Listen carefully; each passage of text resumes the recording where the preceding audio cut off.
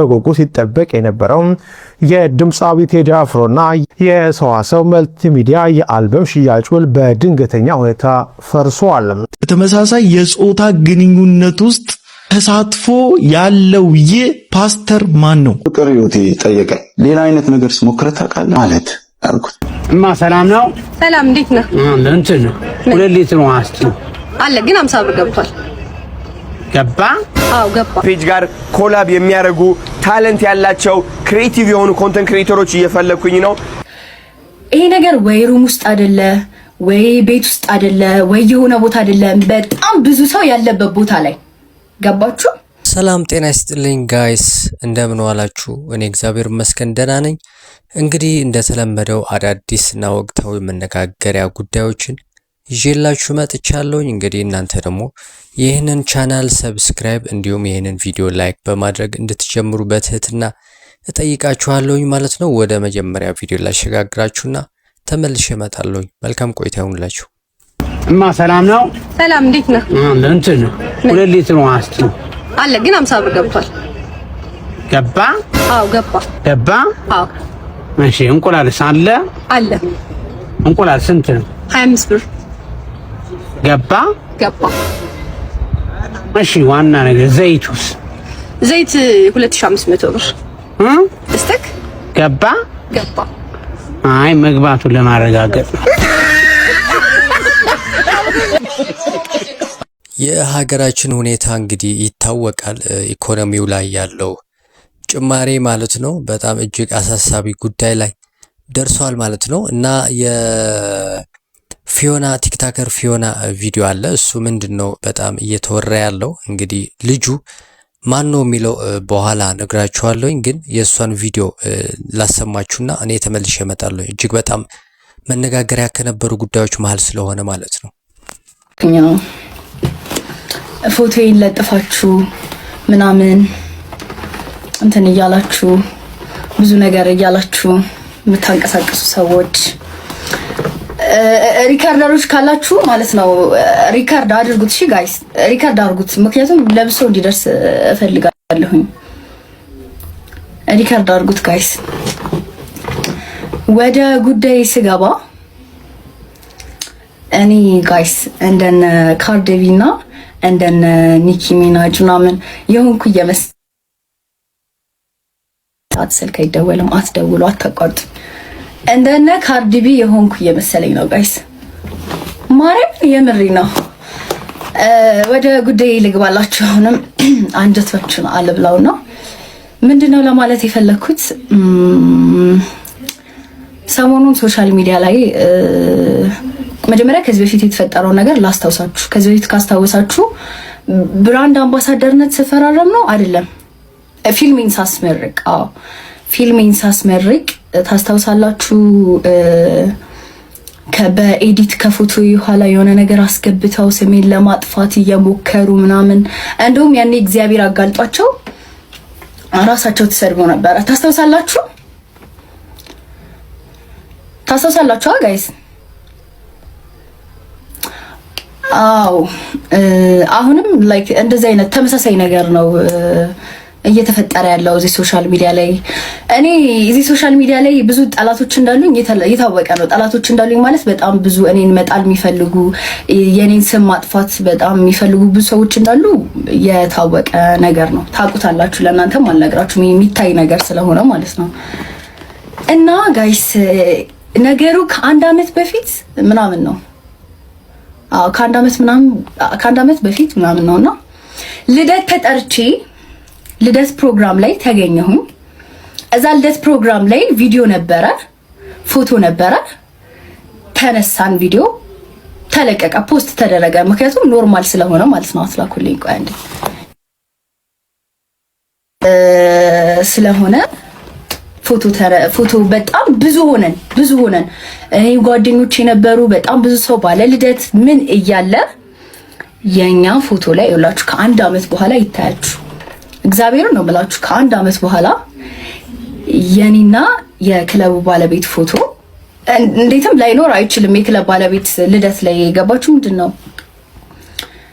ፎቶ ተቆርጦ ከጎን ያሉት ሰዎች የመርዝነታቸው መርዝነት ማለት ነው ጋይስ፣ የመርዝነታቸው መርዝነት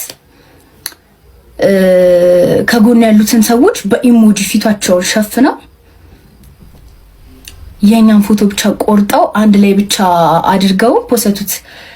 ይሄ ነገር ወይ ሩም ውስጥ አይደለ ወይ ቤት ውስጥ አይደለ ወይ የሆነ ቦታ አይደለ፣ በጣም ብዙ ሰው ያለበት ቦታ ላይ ገባችሁ? እነዛን ከጎን ያሉትን ሰዎች ቆርጠው የኔን ስም ምን ያክል ማጥፋት እንደሚፈልጉ እንድታዩ ማለት ነው። ቆርጠው የኛን ፎቶ ብቻ እያወጡ እየተቀባበሉት ነበረ። አይኖ ስራችሁ ነው የእናንተ ስራ፣ የሰው ህይወት መፈትፈት እና እኔ ነካውት ነገር እንዳለ ባይዘው ቫይራል ነው የሚሆነው። እኔ ያለውበት ነገር እንዳለ ስለኔ ሲነሳ የሆነ ሰው በቃ የሆነ ስለኔ አንስቶ ቪዲዮ ከሰራ ቫይራል ነው የሚሆነው። ይሄን ስለምታውቁ ነው አይኖ እንደዚህ የምታደርጉት። ለቫይራልም ብላችሁ እንደሆነ ግልጽ ነው። እና ለቫይራል ብለው እና የኔንም ስም ለማጥፋት ብለው በጣም ብዙ ነገር ላይ የፖስተቱ ምናምን ነበረ። እኔ እውነቱን ለመናገር እንደውም ልንገራችሁ በቲክቶከር ልክ እኔ ከቲክቶከርም እንደውም ከኛ ሀገር ሴሌብሪቲዎች ራሱ እንደዚህ ነገር የሚገንበት አላውቅም። እኔ ራሴን እያየሁ ያለሁት ጋይስ እንደ ኪም ካርዳሽያን ነው ጋይስ፣ እንደ ሄሊ ቢበር እውነት ስላችሁ እንደዛ ነው እያየሁ ያለሁት ራሴን። አሁን በየመዝናኛው የትም ቦታ ሲሄድ ጋርድ መቅጠር ሳይኖርብኝ አይቀርም። ሳስበው እንደዛ ይሻላል እንጂ በቃ የሆነ ነገር ፈትፈታችሁ የሆነ ነገር አገናኝታችሁ ስሜን ለማጥፋት ምን ማለት ነው? አሁን እስኪ ምን ይሉታል? ግን ምን ማለት ነው? እስኪ አንቺ ካወቅሽ ንገሪኝ። እግዚአብሔር በቃ ያን ያህል እውነት ግን ላይክ እኔ ይሄንን ማስረዳው ለእናንተ ለጠማማዎቹ ሳይሆን ለኔ ለፋሚሊዎቼ ያዩት ነገር ላይክ እውነት ምናምን ይመስላችኋል ብዬ ምናምን ስላሰብኩኝ ለነሱ ነው እንትን እያልኩ ያለሁት። እኔን ለመጣል ብላችሁ ስሜን ለማጥፋት ብላችሁ እንደዚህ አፈር ስትበሉ እኔ ነው ባይዘው እየጠቀማችሁኝ ያላችሁት። ስራችሁን አይኖ ስራችሁን ቀጥሉ። እንደውም ስራ ሰጥቻችኋለሁ፣ ሰሩ ጎበዞች፣ እሺ ልላችሁ ነው።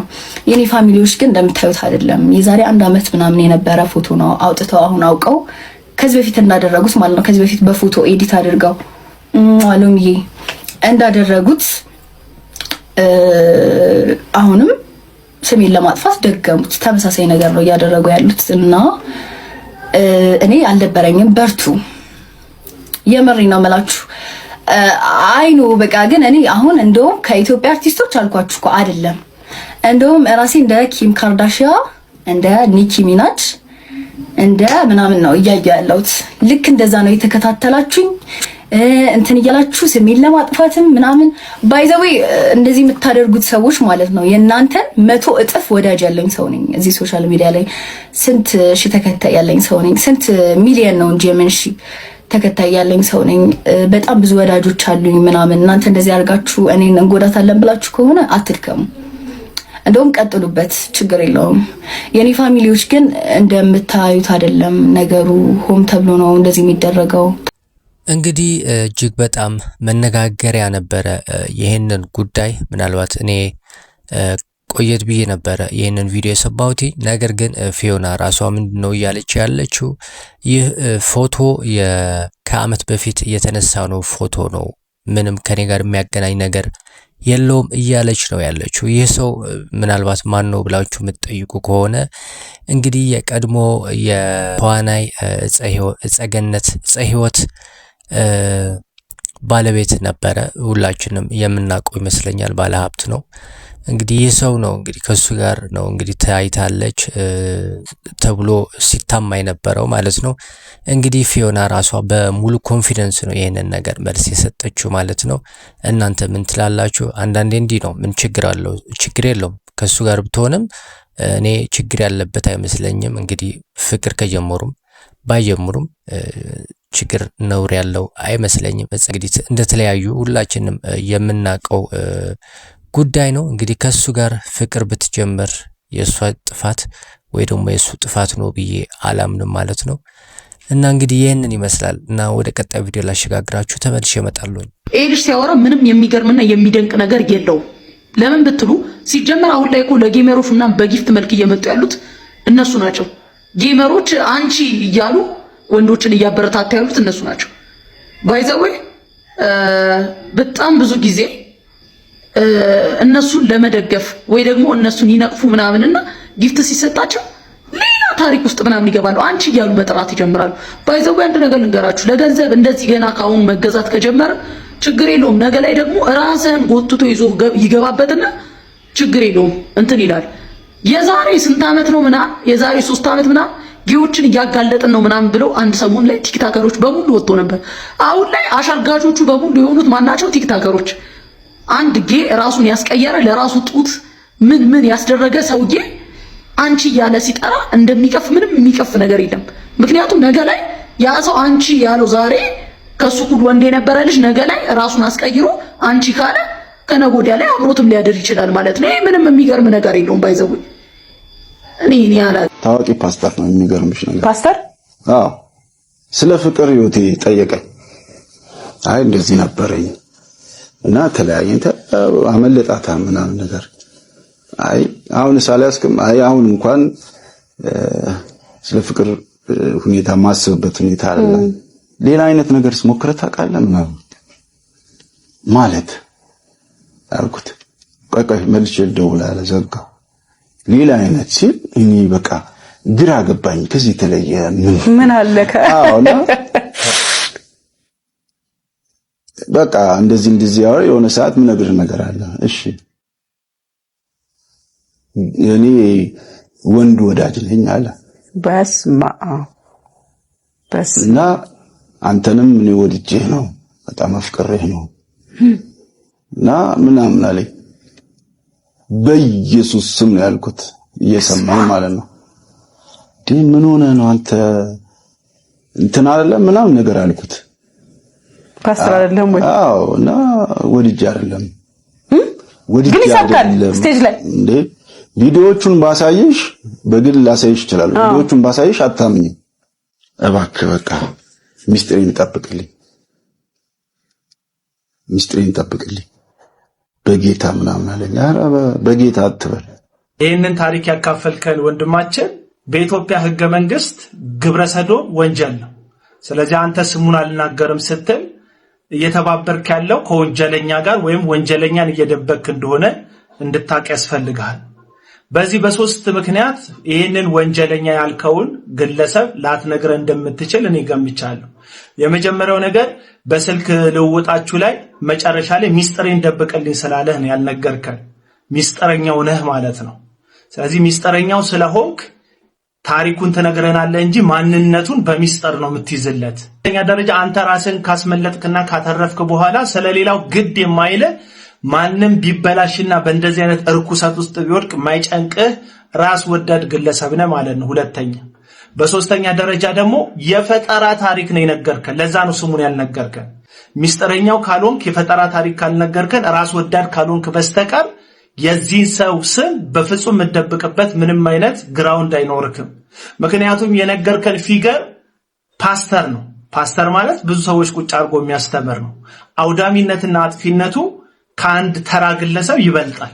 የሚሰሙት የሚከተሉ ሰዎች ስለሚኖሩ ማለት ነው። ስለዚህ ስሙን መናገር ያለብህ በአደባባይ ላይ ወጥተህ ይሄንን ታሪክ ይጠቅማቸዋል ብለህ ካካፈልክ አይቀር ሌሎችን ለማትረፍና ለመታደግ ጭምር ነው። ምክንያቱም ኢትዮጵያ ውስጥ ግብረ ሰዶም ወንጀል ተብሎ አንተ የወንጀለኛን ስም በልብ አቅፈህ አልናገርም ብለህ ነው ቁጭ ብለህ ያለከው። ትነግረን ግዴታ ነው። ታሪኩን አምጥተሃል። የታሪኩን ባለቤት ህዝብ ማወቅ አለበት። ማን ነው እያሳደደ ወንድ የሚፈልገው? ፓስተር ሆኑ።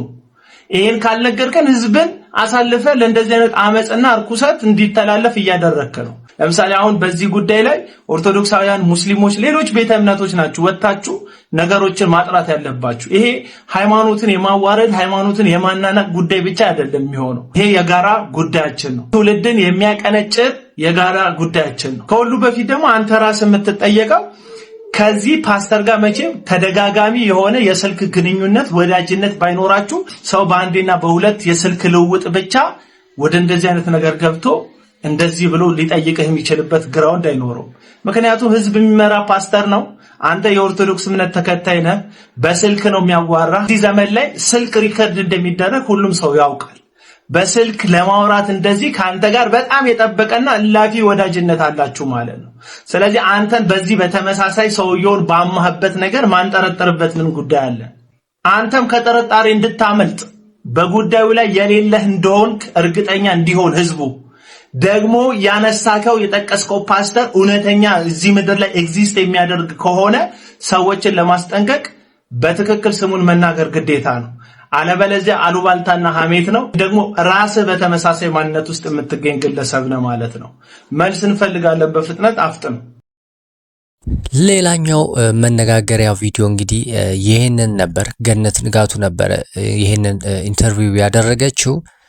በጣም መነጋገሪያ ነበር። በነገራችን ላይ ገነት ከጥፋት ነው እየተሸጋገረች ያለችው። አንዳንዴ እንዲህ መጥፎ ነገር ሲገጥምህ ተደጋጋሚ ነገር ትወድቃለህና ብትታረም ለሷ ጥሩ ነው ይመስለኛል። ምናልባት ሰው እንዳይርቃት ማለት ነው። እና እዚህ ላይ ያላችሁ ሐሳብ ምንድነው ጋይስ? ምን ትላላችሁ? እስኪ የራሳችሁን ሐሳብ እስኪ ማስቀመጥ ይችላላችሁ። እና ወደ ቀጣይ ቪዲዮ ላሸጋግራችሁ። ዥንጉርጉር አጭር ቀሚስ ነው ያደረኩት። ታየውክ? አይ ቆይ ያ ነው ከወንድ ጋር ያለሽ ነሽ? ከኋላሽ ነው መሰለኝ። አዎ ይሄው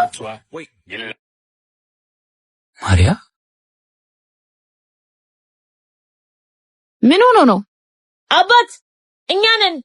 ለምን ወደዛ አይመጣም? እኔ እንጃ። በእግዚአብሔር ስም ምን ነው አባት አትጠጋል? እዩ ማሪዬ አሁን የመንገድ ሆኖ ነው ይቆጥርብኛል የሚለው። በቃ ፍቅር አጨቃጨቂ ነይ እንግባ።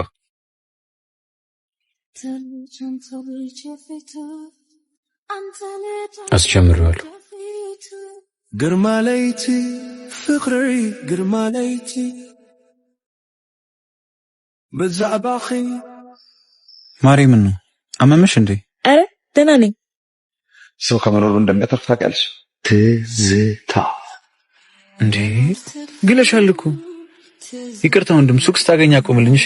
ውሃ እንገዛለን። ምን ሆነሽብኝ ነው? ያው እዛ ጋር ሱቅ አለ።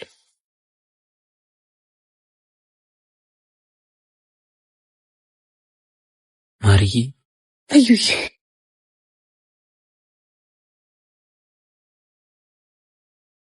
አንቺንም ሳየው ሳሳ ማሪዬ ነው ፍቅር እረፍ።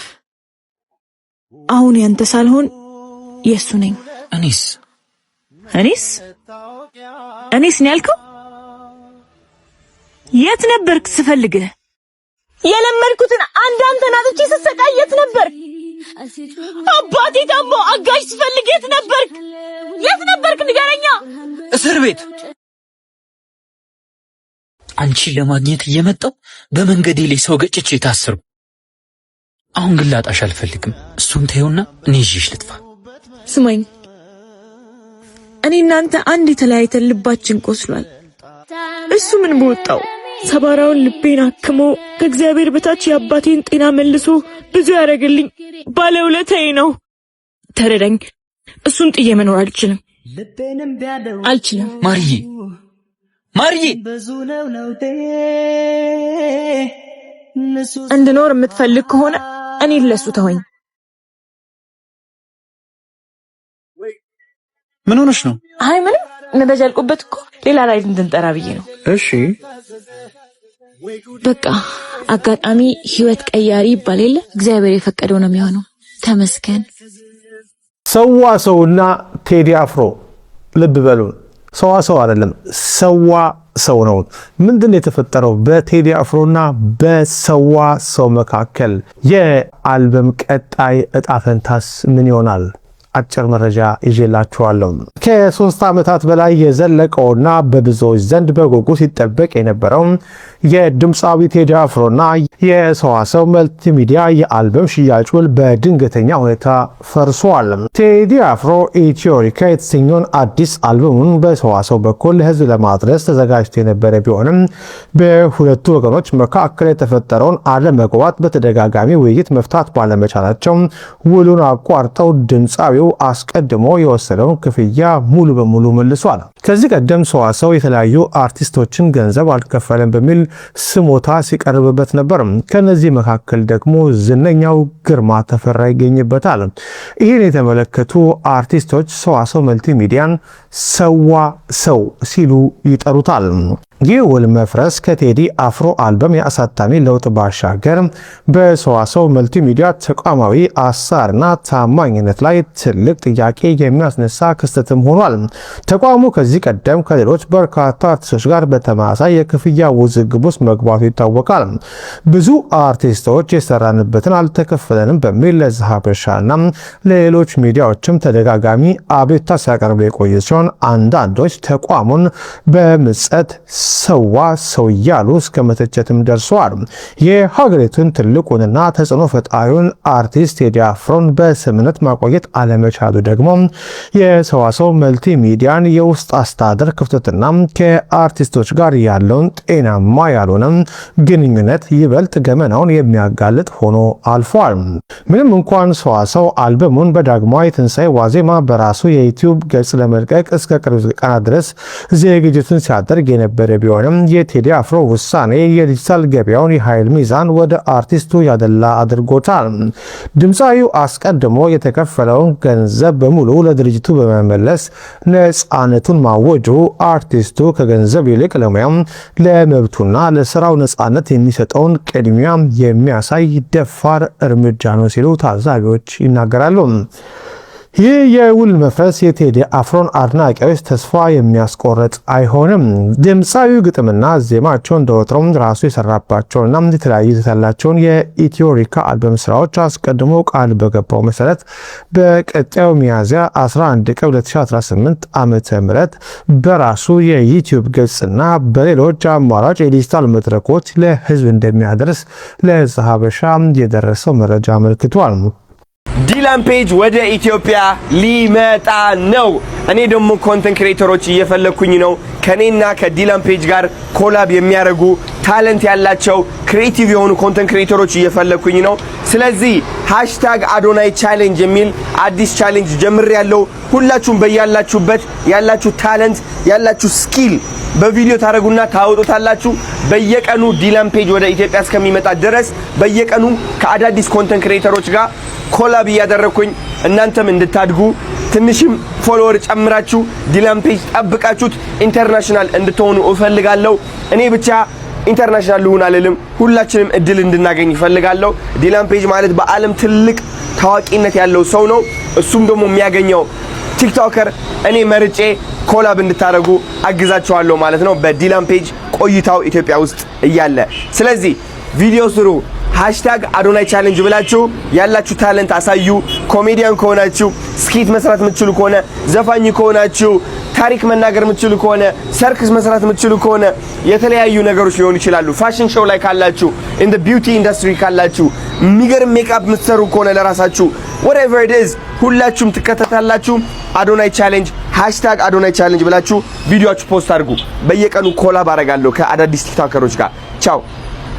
የሚገርም ቪዲዮ ጋይስ እንግዲህ አከታትለን ሁለት ቪዲዮ አይተን መጥተናል። እንግዲህ የቴዲ አፍሮ ጉዳይ መነጋገሪያነቱ አሁንም እንደቀጠለ ነው ያለው። እንግዲህ ይሄንን አልበም በሰዓቱና በጊዜው እንደሚለቀቅ ነው እንግዲህ መረጃ እየወጣ ያለው። ምናልባት በራሱ በዩቲዩብ ቻናል ይለቀዋል ተብሎ ይገመታል። ምክንያቱም ምንም ያን ያህል አድካሚ ወይ ደግሞ ያን ያህል ወጪ ያስፈልገዋል ተብሎ ስለማይገመት ማለት ነውና ቀላል ነው። ይሄንን ነገር ለቴዲ አፍሮ ለራሱ ልጆቹም ይሄን ያህል እንግዲህ የሚከብዳቸው አይመስለኝም። ዞሮ ዞሮ በሰዓቱ በዳግማዊ ትንሣኤ ይለቀቃል ማለት ነው። እንግዲህ በስተመጨረሻ ያየነው ቪዲዮ የአዶናይ ነበረ። አዶናይ አዲስ ቻሌንጅ አስጀምሯል ማለት ነው። ዲላን ፔጅ ወደ ኢትዮጵያ ይመጣል፣ መቼ እንደሆነ አልተናገረም። በእርግጥ ግን ይመጣል ማለት ነው። በእርግጠኝነት በአጭር በዚህ ሳምንት ወይም በቀጣይ ሳምንት ይመጣል ብዬ እኔ እገምታለሁ። እና እንግዲህ አቅም ካላችሁ እዚህ ቻሌንጅ ላይ መቀላቀል ትችላላችሁ። አሪፍ እድል ነው እንደነዚህ አይነት ነገሮች መጠቀም። አቅም ካላችሁ ብትጠቀሙ ጥሩ ነው። እንደምን ብላችሁ ራሳችሁን ድርሻ መወጣት አለባችሁ። የራሳችሁ ህይወት ማስተካከል ማሻሻል ትችላላችሁ ብዬ አስባለሁ። እንግዲህ ጋይስ እኔ የነበረኝ ቆይታ ይመስላል። እስካሁን ቆያችሁ በጣም አመሰግናለሁ። አዲስ ከሆናችሁ ሰብስክራይብ እንዲሁም ላይክ አድርጉ። ሐሳብ ካላችሁ ደግሞ ሐሳብ መስጫው ላይ እንግዲህ ጻፉልኝ። የነበረኝ ቆይታ ይመስላል። ባይ